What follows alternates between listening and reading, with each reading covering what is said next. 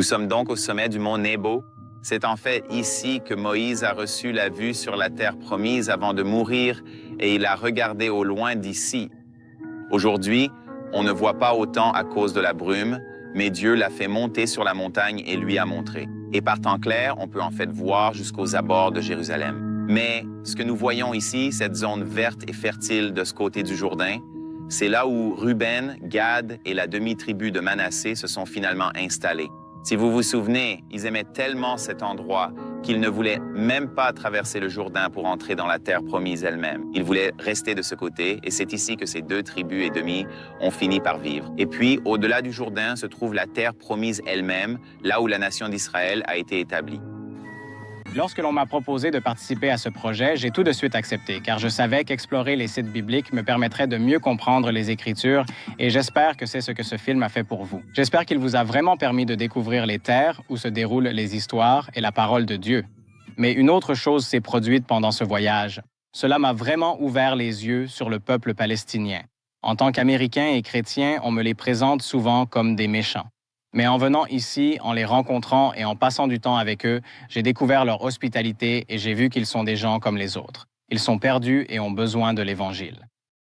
Nous avons fait ce film car tant d'évangéliques vont en Israël, font le tour de la Terre Sainte et reçoivent la publicité du sionisme de leur arrivée à leur retour aux États-Unis. Mais la plupart du temps, ils n'ont jamais mis les pieds en Palestine. Pourtant, la Palestine est un endroit formidable à visiter. Les histoires de la Bible se sont déroulées dans ce qui est aujourd'hui la Palestine. Et les gens là-bas sont super sympathiques. Nous ne nous sommes jamais sentis en danger. Nous ne nous sommes jamais sentis en insécurité. On a vraiment passé un super moment en visitant la Palestine. On a réalisé que c'est en fait un endroit génial. Je dirais même que c'est l'endroit le plus accueillant où je sois jamais allé. Les gens nous invitaient carrément chez eux. Nous étions traités comme des membres de leur famille, ainsi que comme leurs meilleurs amis. Et ce sont des gens qui ont besoin de l'évangile de notre Seigneur Jésus-Christ.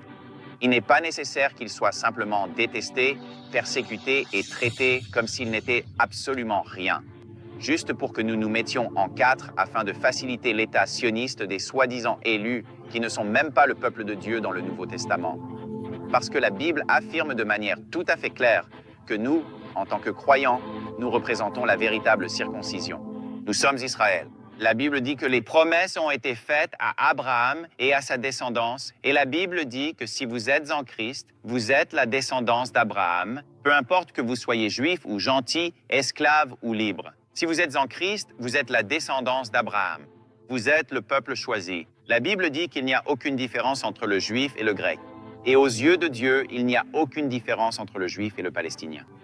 Ils ont tous les deux besoin de Jésus. Ce sont tous les deux des êtres humains. Ce sont tous les deux des personnes pour qui Jésus-Christ est mort.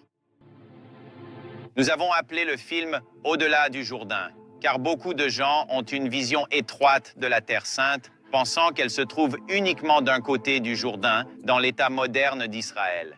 Mais en réalité, la Terre Sainte ne se limite pas à cela. Il y a la Palestine et aussi le pays moderne de la Jordanie où ont vécu de nombreux enfants d'Israël.